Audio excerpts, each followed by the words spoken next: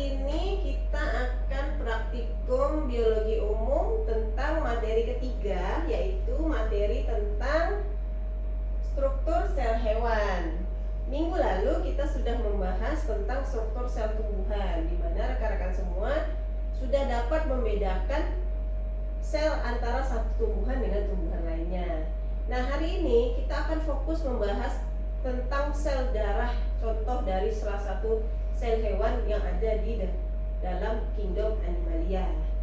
Nah, sebelumnya rekan-rekan mahasiswa silahkan kerjakan pretest yang sudah dibagikan. Nah, setelah itu saudara bisa mengerjakan dalam waktu 10 menit soal pretestnya, kemudian kita lanjutkan dengan materi.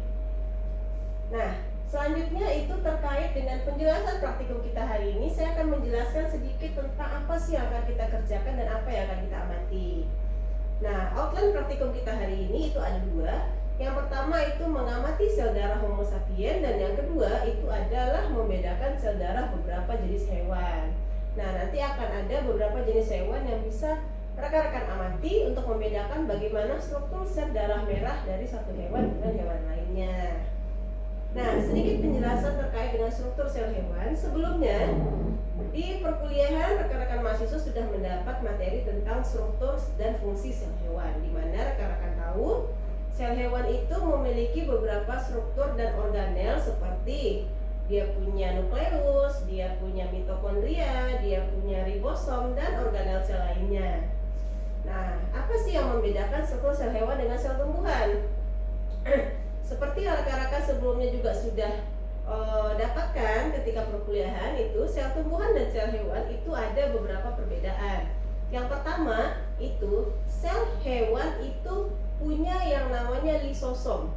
Nah, sedangkan sel tumbuhan tidak punya lisosom. Kenapa? Karena lisosom itu berfungsi sebagai organ pencernaan. Nah, sedangkan pada tumbuhan tidak dibutuhkan secara spesifik organ lisosom. Selain itu, tumbuhan itu memiliki vakula dengan ukuran yang lebih besar dibandingkan dengan sel hewan. Kalau sel hewan itu vakulanya cenderung kecil atau bahkan tidak ada. Nah, apalagi yang membedakan secara khusus? Sel tumbuhan itu punya dinding sel, sel hewan itu tidak punya dinding sel. Nah, itu adalah perbedaan yang sangat signifikan antara sel hewan dan sel tumbuhan. Nah, terkait dengan sel hewan kita, nah, masing-masing organel sel itu memiliki fungsi yang saling berkesinambungan satu sama lain. Artinya apa? Antara satu organel dengan organel lain, jika ada terjadi kerusakan, maka akan mempengaruhi fungsi dari organel sel lainnya.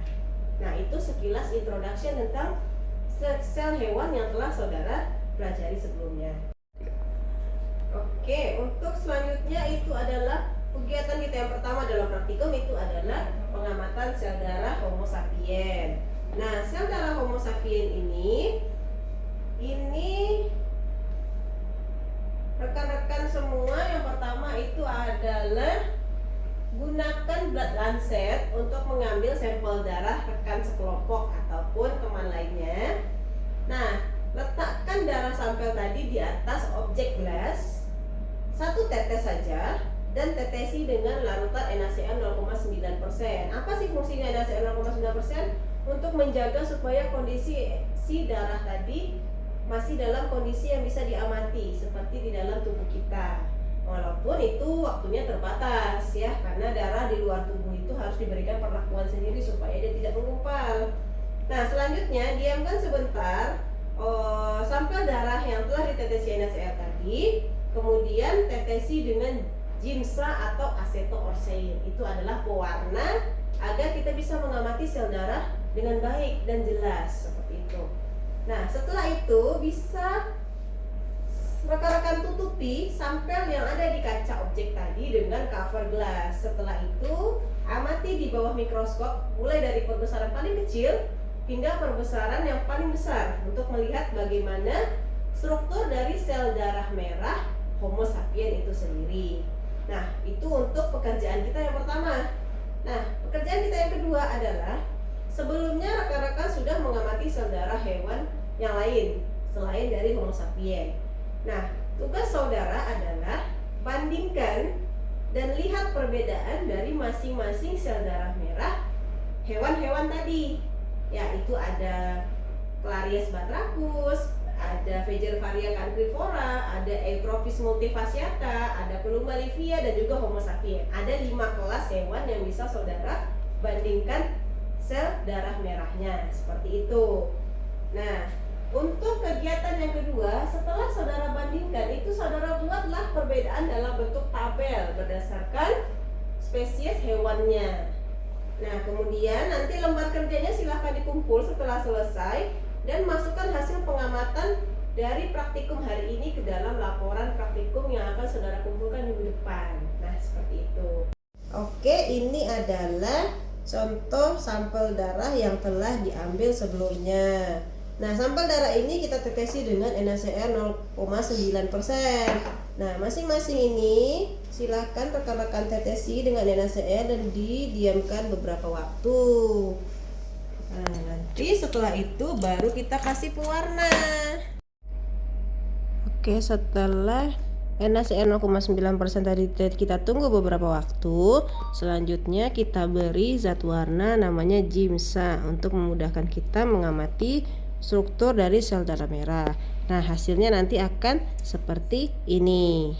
Nah, selanjutnya ini kita amati di bawah mikroskop.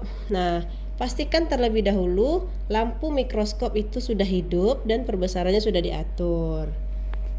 Nah, di bawah mikroskop akan terlihat seperti ini.